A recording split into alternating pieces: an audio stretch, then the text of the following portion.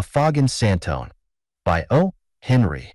The drug clerk looked sharply at the white face half concealed by the high-turned overcoat collar. "I would rather not supply you," he said doubtfully. "I sold you a dozen morphine tablets less than an hour ago."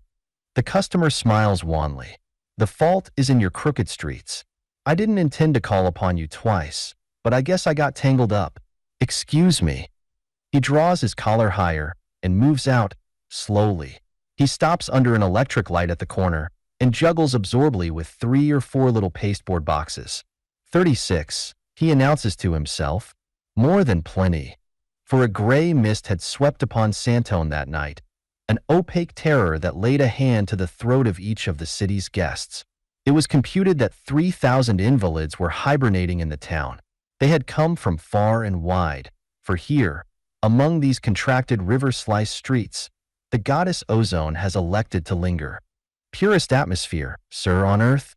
You might think from the river winding through our town that we are malarial, but no, sir. Repeated experiments made both by the government and local experts show that our air contains nothing deleterious, nothing but ozone, sir, pure ozone. Litmus paper tests made all along the river show, but you can read it all in the prospectuses. Or the Santonian will recite it for you, word by word. We may achieve climate, but weather is thrust upon us. Santone, then, cannot be blamed for this cold gray fog that came and kissed the lips of the 3,000, and then delivered them to the cross. That night the tubercles, whose ravages hope holds in check, multiplied. The writhing fingers of the pale mist did not go thence bloodless. Many of the wooers of ozone capitulated with the enemy that night, turning their faces to the wall in that dumb, isolated apathy that so terrifies their watchers. On the red stream of hemorrhagia a few souls drifted away, leaving behind pathetic heaps, white and chill as the fog itself.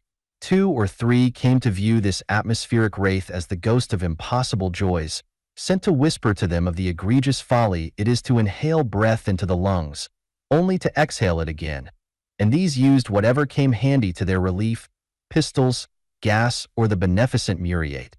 The purchaser of the morphia wanders into the fog, and at length finds himself upon a little iron bridge, one of the score or more in the heart of the city, under which the small tortuous river flows.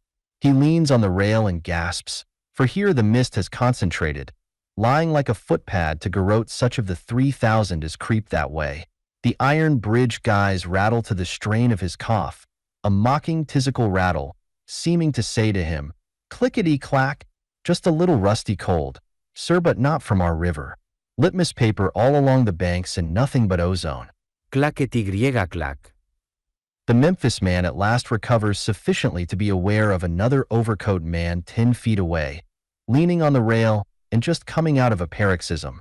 There is a Freemasonry among the 3,000 that does away with formalities and introductions. A cough is your card, a hemorrhage a letter of credit. The Memphis man, being nearer recovered, speaks first. "Goodall, Memphis pulmonary tuberculosis guess last stages.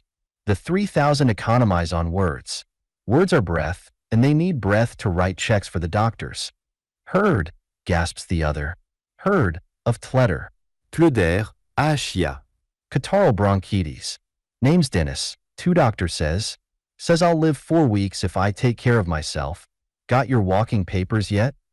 "My doctor," says Goodall of Memphis, a little boastingly, "gives me 3 months.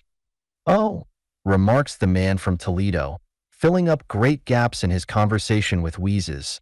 "Damn the difference. What's months? Expect to cut mine down to 1 week and die in a hack-a 4-wheeler, not a cough. Be considerable moanin' of the bars when I put out to sea. I've patronized 'em pretty freely since I struck my present gait. Say, Goodall of Memphis, if your doctor has set your pegs so close, why don't you get on a big spree and go to the devil quick and easy like I'm doing?" "A spree," says Goodall, as one who entertains a new idea. "I never did such a thing. I was thinking of another way, but—" "Come on," invites the Ohioan, "and have some drinks.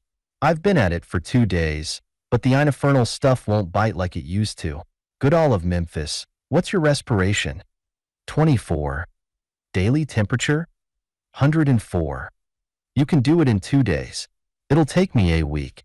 Tank up, friend Goodall, have all the fun you can. Then off you go, in the middle of a jag, an SS save trouble and expense. I'm a S son of a gun if this ain't a health resort for your whiskers. A Lake Erie fogged, get lost here in 2 minutes. You said something about a drink, says Goodall. A few minutes later they line up at a glittering bar and hang upon the armrest. The bartender, blonde, heavy, well-groomed, sets out their drinks, instantly perceiving that he serves 2 of the 3,000. He observes that one is a middle-aged man, well-dressed, with a lined and sunken face. The other a mere boy who is chiefly eyes and overcoat. Disguising well the tedium begotten by many repetitions, the server of drinks begins to chant the sanitary saga of Santone. Rather a moist night, gentlemen, for our town. A little fog from our river, but nothing to hurt. Repeated tests.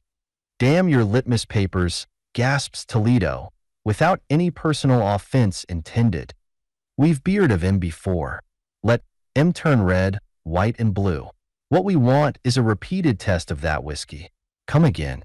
I paid for the last round, Goodall of Memphis. The bottle oscillates from one to the other, continues to do so, and is not removed from the counter. The bartender sees 2 emaciated invalids dispose of enough Kentucky Belle to floor a dozen cowboys, without displaying any emotion save a sad and contemplative interest in the peregrinations of the bottle. So he is moved to manifest a solicitude as to the consequences. Not on your Uncle Mark, Hannah, responds Toledo. Will we get drunk? We've been vaccinated with whiskey and cod liver oil. What would send you to the police station only gives us a thirst. SS set out another bottle. It is slow work trying to meet death by that route. Some quicker way must be found. They leave the saloon and plunge again into the mist. The sidewalks are mere flanges at the base of the houses. The street a cold ravine, the fog filling it like a freshet. Not far away is the Mexican Quarter. Conducted as if by wires along the heavy air comes a guitar's tinkle and the demoralizing voice of some señorita singing. En las tardes sambrilos del invierno en el prado amerar me reclino y maldigo mi fausto destino una vida la más infeliz. The words of it they do not understand, neither Toledo nor Memphis, but words are the least important things in life. The music tears the breasts of the seekers after Nepenthe, inciting Toledo to remark, "Those kids of mine, I wonder by God, Mr. Goodall of Memphis, we had too little of that whiskey. No slow music in mine, if you please. It makes you disremember to forget." Heard of Toledo, here pulls out his watch and says, "I'm a son of a gun. Got an engagement for a hack ride out to San Pedro Springs at 11. Forgot it. A fellow from Noah York and me, and the Castillo sisters at Rheingelder's garden. That Noah York chap's a lucky dog, got one whole lung good for a year yet. Plenty of money, too. He pays for everything. I can't afford to miss the jamboree. Sorry you ain't going along. Goodbye, Goodall of Memphis." He rounds the corner and shuffles away, casting off thus easily the ties of acquaintanceship as the moribund do, the season of dissolution being man's supreme hour of egoism and selfishness. But he turns and calls back through the fog to the other. "I say, Goodall of Memphis, if you get there before I do, tell him Herd's a-comin' too. Herd, of Tletter, ahia." Thus Goodall's tempter deserts him. That youth, uncomplaining and uncaring, takes a spell at coughing, and, recovered, wanders desultorily on down the street, the name of which he neither knows nor recks. At a certain point he perceives swinging doors and hears, filtering between them, a noise of wind and string instruments. 2 men enter from the street as he arrives, and he follows them in. There is a kind of antechamber, plentifully set with palms and cactuses and oleanders. At little marble-topped tables some people sit, while soft-shod attendants bring the beer. All is orderly, clean, melancholy, gay, of the German method of pleasure. At his right is the foot of a stairway. A man there holds out his hand. Goodall extends his, full of silver. The man selects therefrom a coin. Goodall goes upstairs and sees there 2 galleries extending along the sides of a concert hall, which he now perceives to lie below and beyond the anteroom he first entered. These galleries are divided into boxes or stalls, which bestow, with the aid of hanging lace curtains, a certain privacy upon their occupants. Passing with aimless feet down the aisle contiguous to these saucy and discreet compartments, he is half checked by the sight in one of them of a young woman, alone and seated in an attitude of reflection. This young woman becomes aware of his approach. A smile from her brings him to a standstill, and her subsequent invitation draws him, though hesitating, to the other chair in the box, a little table between them. Goodall is only 19. There are some whom, when the terrible god Thesis wishes to destroy be first makes beautiful, and the boy is one of these. His face is wax, and an awful pulchritude is born of the menacing flame in his cheeks. His eyes reflect an unearthly vista engendered by the certainty of his doom. As it is forbidden man to guess accurately concerning his fate, it is inevitable that he shall tremble at the slightest lifting of the veil. The young woman is well dressed, and exhibits a beauty of distinctly feminine and tender sort, an Eve-like comeliness that scarcely seems predestined to fade. It is immaterial, the steps by which the two mount to a certain plane of good understanding. They are short and few, as befits the occasion. A button against the wall of the partition is frequently disturbed, and a waiter comes and goes at signal. Pensive beauty would nothing of wine. 2 thick plaits of her blonde hair hang almost to the floor. She is a lineal descendant of the Lorelei. So the waiter brings the brew, effervescent, icy, greenish golden. The orchestra on the stage is playing "Oh, Rachel." The youngsters have exchanged a good bit of information. She calls him Walter, and he calls her Miss Rosa. Goodall's tongue is loosened, and he has told her everything about himself, about his home in Tennessee, the old pillared mansion under the oaks, the stables, the hunting, the friends he has, down to the chickens and the box bushes bordering the walks. About his coming south for the climate, hoping to escape the hereditary foe of his family. All about his 3 months on a ranch, the deer hunts, the rattlers, and the rollicking in the cow camps. Then of his advent to Santone, where he had indirectly learned, from a great specialist, that his life's calendar probably contains but 2 more leaves. And then of this death-white, choking night which has come and strangled his fortitude and sent him out to seek a port amid its depressing billows. My weekly letter from home failed to come, he told her, and I was pretty blue. I knew I had to go before long, and I was tired of waiting. I went out and bought morphine at every drugstore where they would sell me a few tablets. I got 36 quarter grains and was going back to my room and take them, but I met a queer fellow on a bridge who had a new idea. Goodall Phillips a little pasteboard box upon the table. I put him all together in there.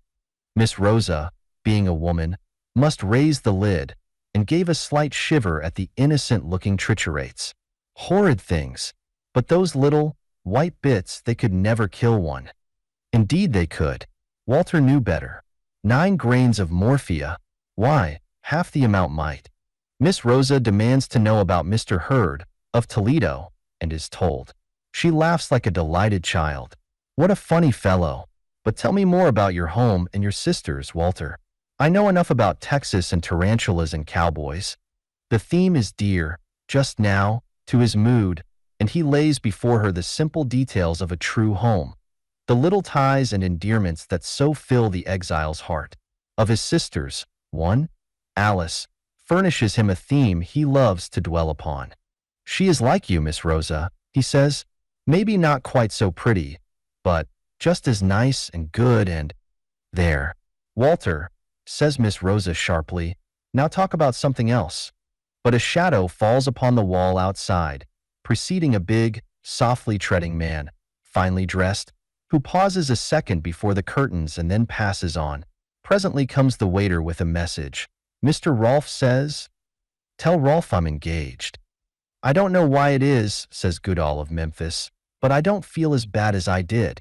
An hour ago I wanted to die, but since I've met you, Miss Rosa, I'd like so much to live.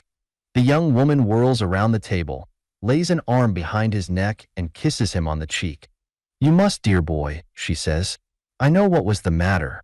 It was the miserable foggy weather that has lowered your spirit and mine too a little. But look now. With a little spring she has drawn back the curtains. A window is in the wall opposite, and lo! The mist is cleared away. The indulgent moon is out again, revoyaging the plumbless sky.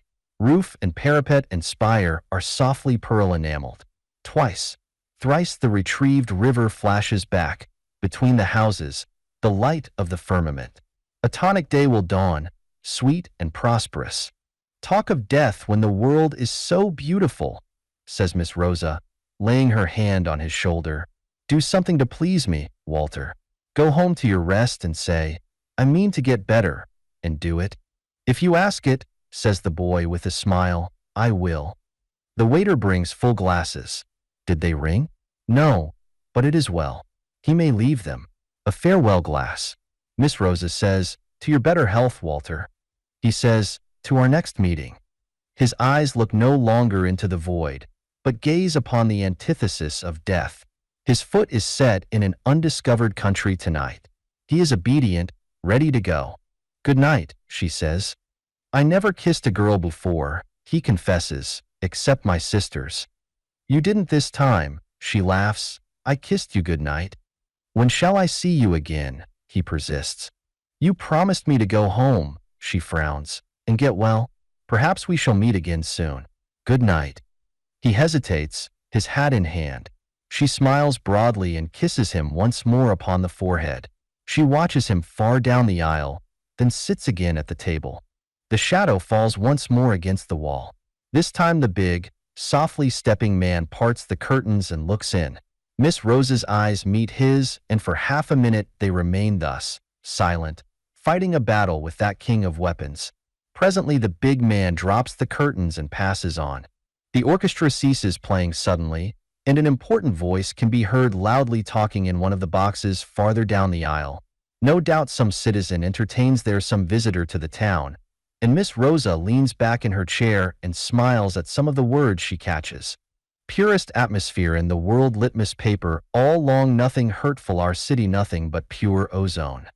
The waiter returns for the tray and glasses. As he enters, the girl crushes a little empty pasteboard box in her hand and throws it in a corner. She is stirring something in her glass with her hatpin.